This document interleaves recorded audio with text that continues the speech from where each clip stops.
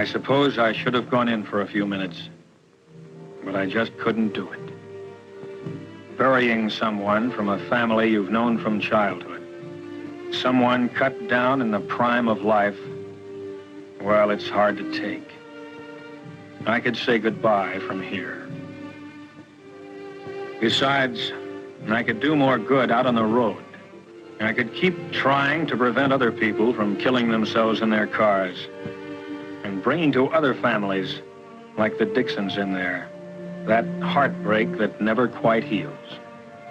It was hard to believe that just a few days before, the Dixon family had been as happy and contented a group of people as you'd find anywhere. Frank Jr. had just come home from college to give his dad a little help on the farm for the summer.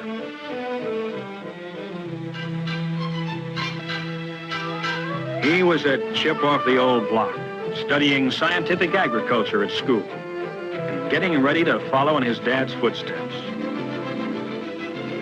Frank's girl, Betty Hutchins, had been waiting for him, of course. Everyone knew they'd be getting married before too long.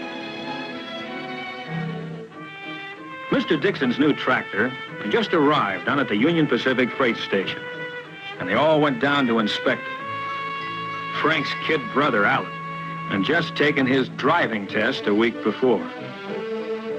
Alan sure wanted to drive his dad's new tractor, but until he actually received the license, Dad Dixon wasn't letting him on the highway, not even on a tractor.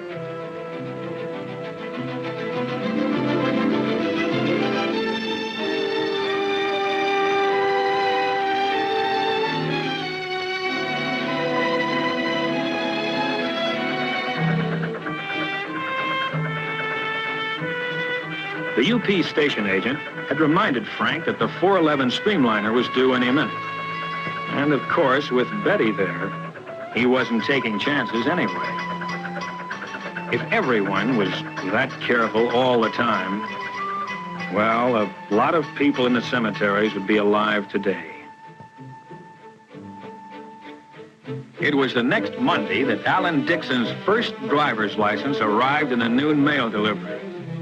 Boy, was he proud of that license. He couldn't wait to show it to his brother. After all, your first license is sort of a milestone.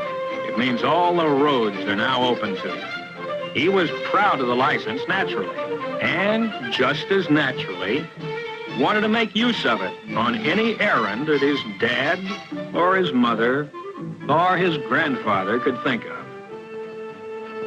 The only trouble was, I had to choose that moment to drive in and spoil things. Of course, when you've known a family as long as I'd known the Dixons, they don't treat you as a cop, but as a friend.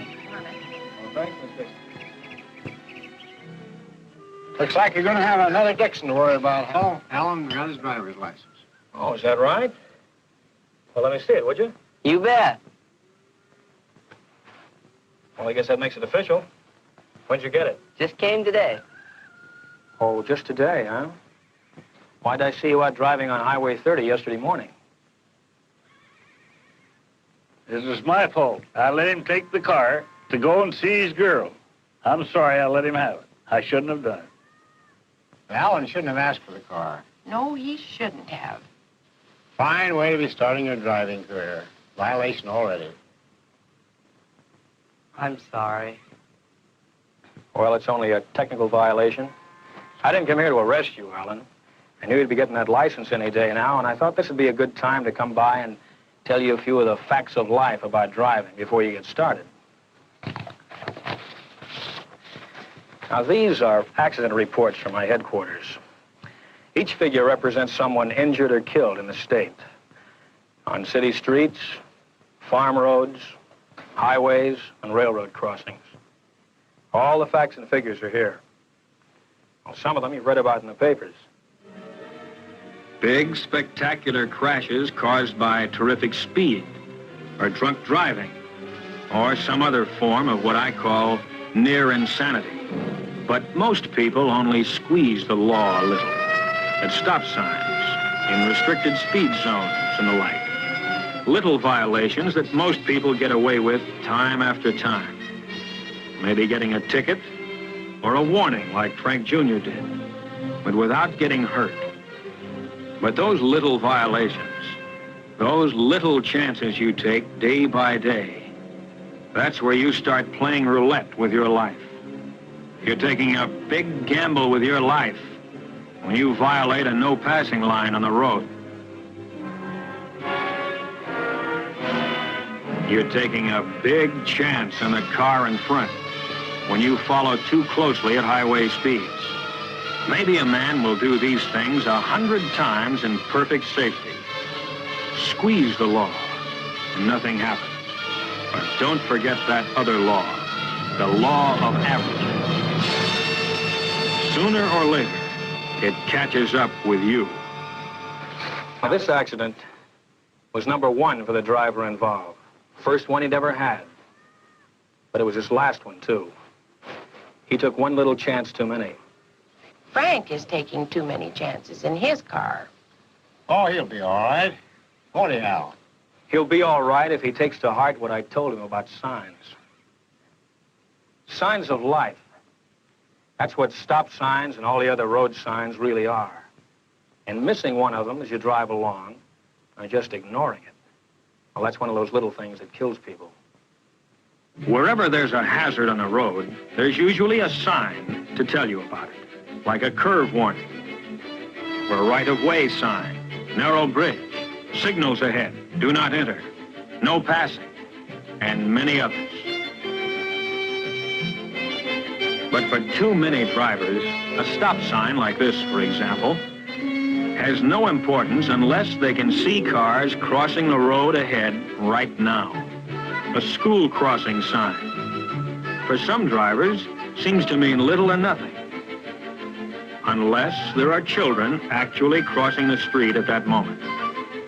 As for railroad crossings, some drivers act as if the warning signs and tracks don't even exist. Unless there's a streamliner passing by right in front of them. And even then, hard as it is to believe, there are many accidents where the driver ran past 3 warning signs and straight into the side of a moving train. It has happened in broad daylight, but it happens even more often at night. That's when the warning sign, the signal, the crossbuck are really your signs of life. Yes, the sign is still there, but you have to be twice as alert to see it. If you hadn't seen the signs, this train might come as a surprise to you.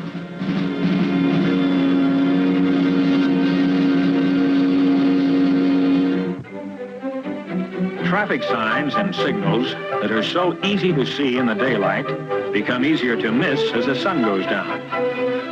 Twilight is a dangerous time of day when things are half visible, half in deepening shadow.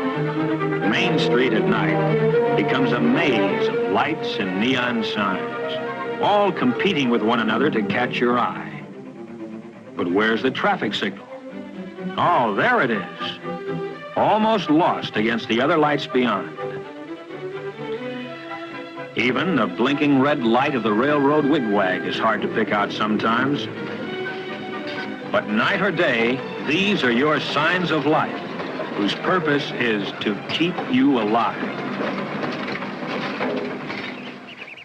It's a strange thing, but some people actually resent traffic signs and traffic laws. How come? Cramps their style. They figure rules are for the other fellow, not for good drivers like themselves. Here's one like that. Robert Bainbridge. Bainbridge? From Meridian High? Yeah. Oh, I know him. I ran against him on the track team.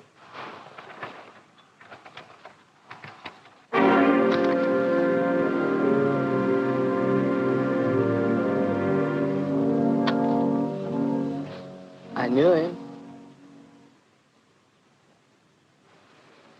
I'm sorry, dear.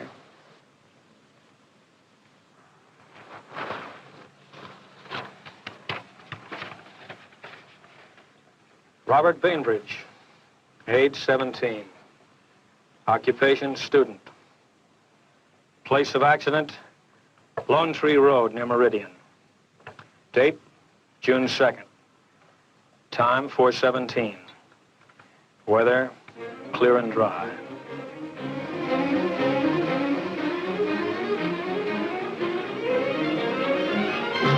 I gave him the light and siren on Highway 41 when he was doing about 70.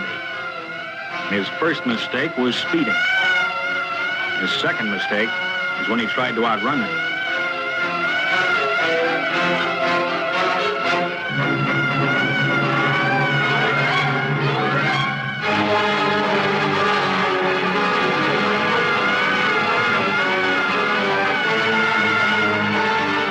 Then he turned off into Lone Tree Road.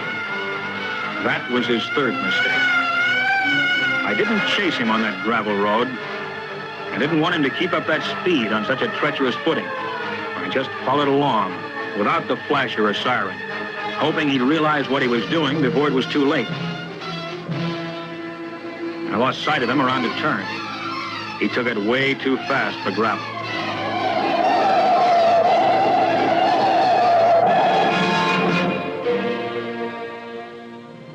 When I rounded the turn, the road ahead was empty.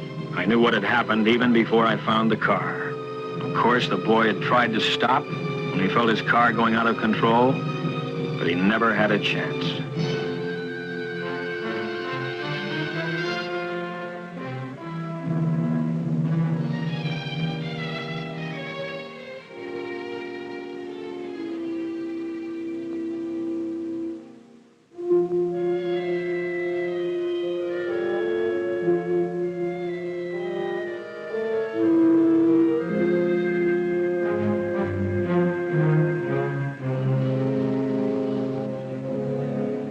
I can't understand it. Why did he do it?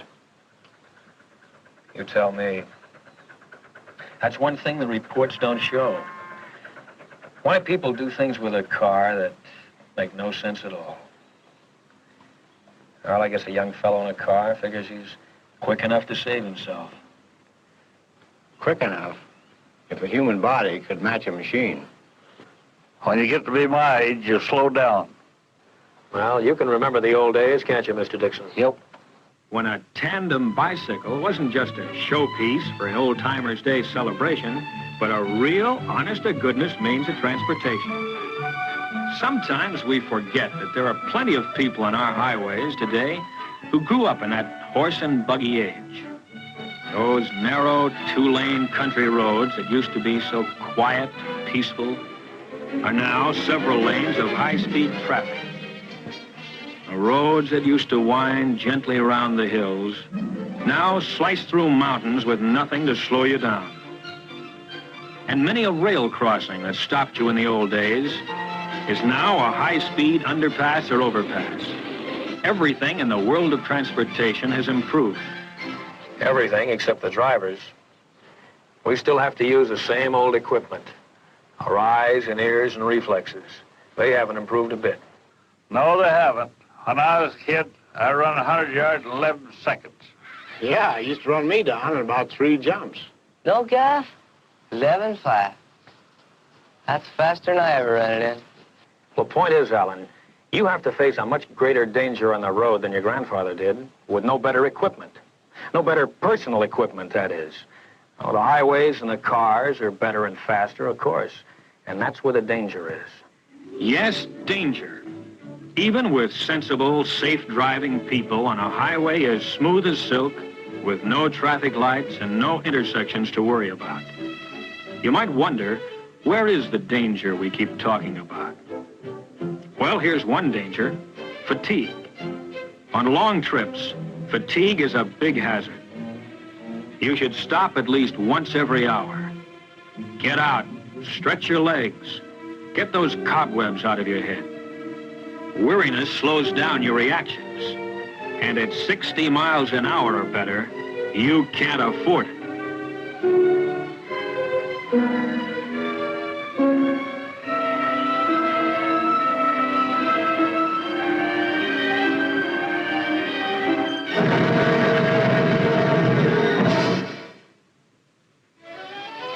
And here is still another danger: lack of attention to the road.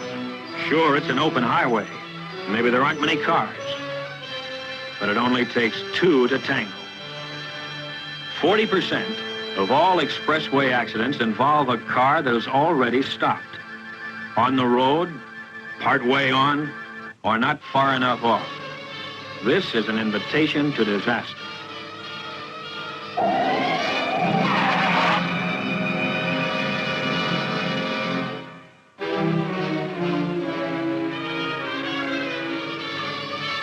Here is another hazard of our superhighways that we patrolmen see all too often.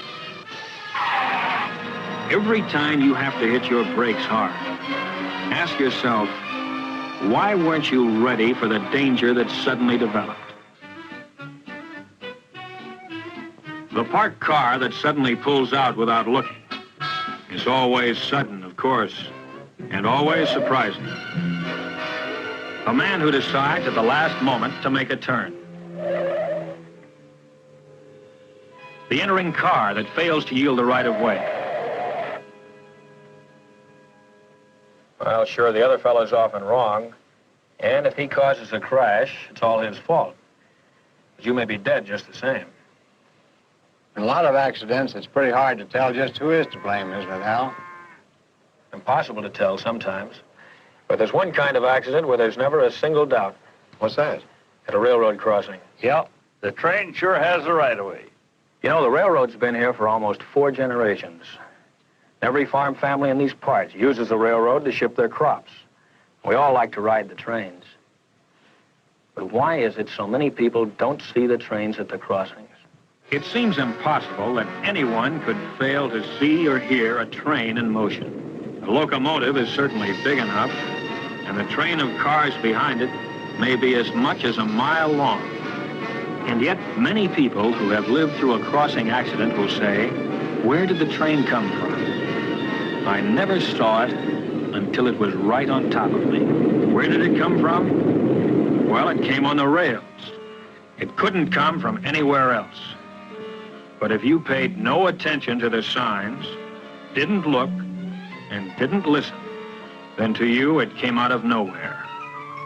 An approaching train starts the signal while it is still some distance away. Never try to guess how far away. Don't guess at all. And don't be impatient, because the train's coming and it can't stop.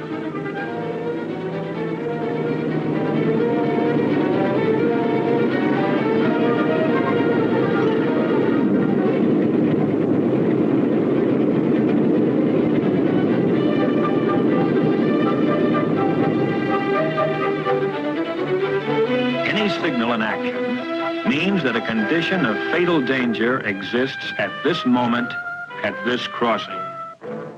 Maybe the last train you waited for was a slow freight that took several minutes to cross. But the next one may be a fast freight, highballing to the coast on a tight schedule.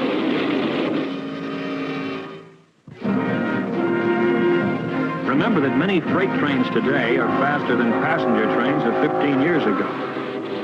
Many crossings have more than one set of tracks, each one a separate hazard. When you cross, make sure all tracks are clear.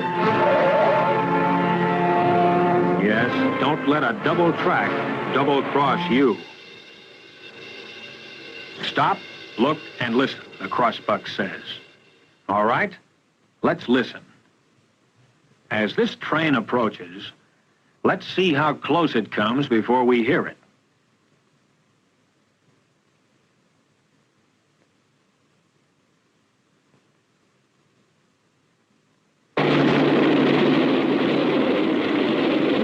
Where did that train come from?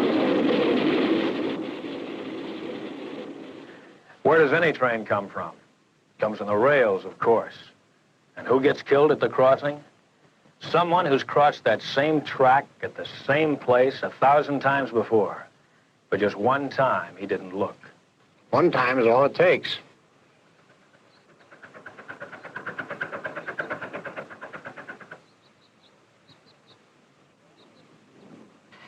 Please speak to Frank about his driving. It worries me. Okay, I will. I'll do it tonight. I surrender, Hal. I give up. What's the charge? No charge, Frank. I'm just giving Alan some free advice now that he's a licensed driver. Boy, I remember that advice you gave me the other day at the stop sign. Well, you keep it in mind. I will. Dad, can I take the car into town now? Okay, Alan, go ahead. But take it easy. Well, I'll be real careful. Goodbye. He'll be all right. Look at the guy go. Hey, maybe we better go along with him, make sure he gets there all right. Okay, buy me soda. Okay, fine. Goodbye, everybody. Bye.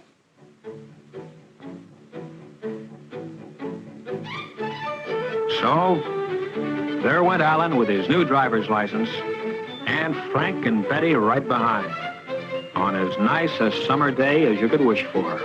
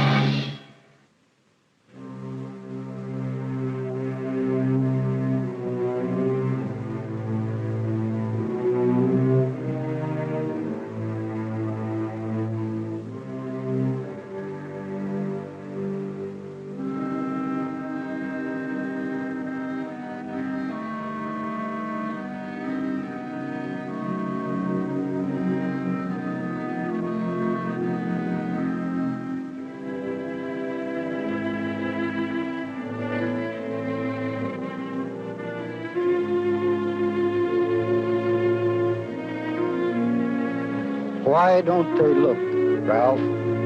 Tell me. Why don't they look? No, I didn't go in.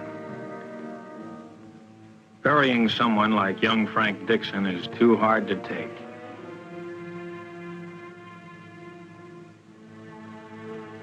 My place was out on the road. Out on the road, I could at least try to keep other people from killing themselves in their cars.